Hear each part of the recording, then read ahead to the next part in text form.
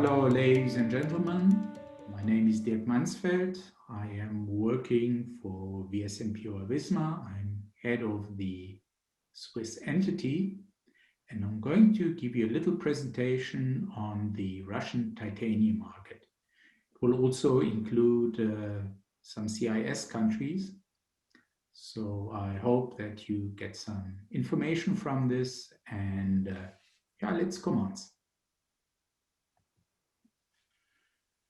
In general, in Russia, the titanium sponge market is very simple.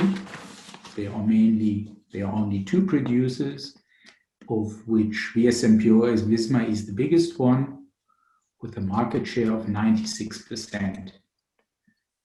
Solikamsk has a capacity of 2,500 tons per year, of which they have only utilized 1,900. Whilst VSMPO has worked at top capacity in 2019. For 2020, we don't have figures, but we don't expect that it will be so much lower.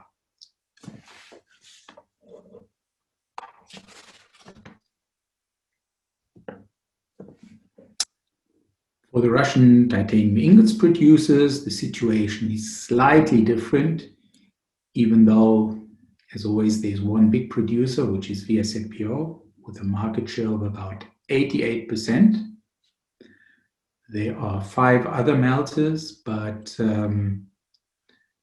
Polymet is relatively new, so they've got a market share of about 2.4%. SMP and Wils more or less have stopped production, which still leaves SMP and CMK with about one with 6% and the other one with 2.4%. So the total capacity of the market for the melters is about 81,000 tons, out of which 68,000 tons have been produced, which is a capacity utilization of about 84%.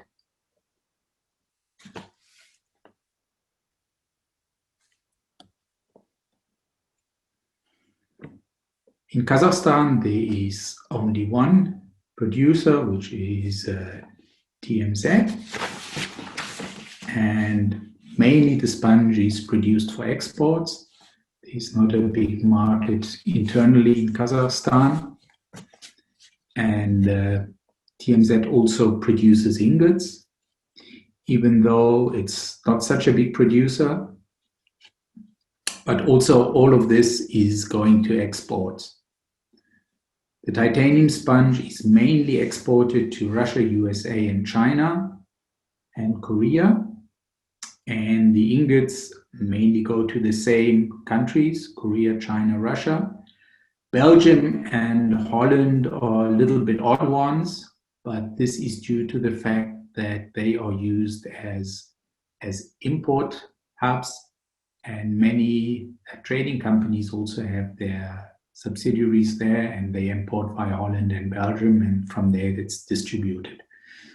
Because in these two countries, there's not such a big titanium demand.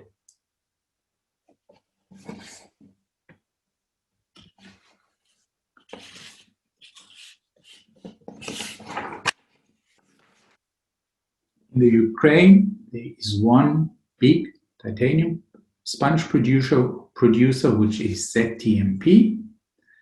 And they also mainly produce for export, because in the Ukraine there's also not such a big market. And there are basically 4 titanium melters. ZTMP has a market share of about 10%. And the other 3, Antares, Strategia, and Patton, have various shares. So it's varying a bit, and you can't really fix the volumes and the market share, because it depends strongly for them on the amount of orders they have.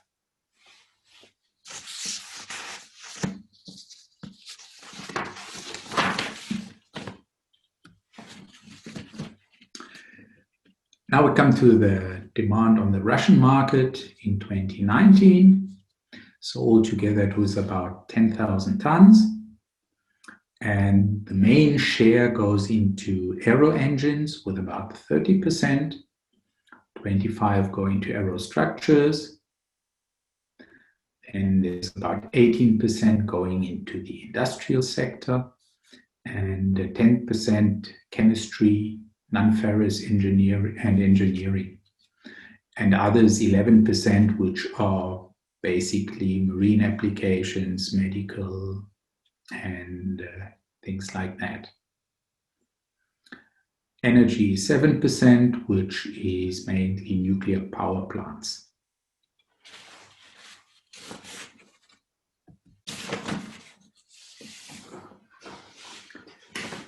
The main Russian aircraft programs are shown on the slide below. So I guess the best known civil ones is the Sukhoi Superjet 100 and the MS-21, which is conceived as a competitor for the Airbus A320 or the Boeing 737. These planes, are slowly ramping up. There has been quite some orders for the Sukhoi Superjet from Russian airlines. And the idea behind it is to really build up this aircraft and to build up the infrastructure and then, if possible, roll it out internationally. For the MS-21, since 2015, there have been 11 shipsets built, so 11 aircrafts built, and they are in the phase of getting approval. So the idea is that probably next year or the year after, the first deliveries will take place. And again, it's mainly Russian airlines that have ordered it. The military programs are well known. So it's Sukhoi, MiG, and Yak.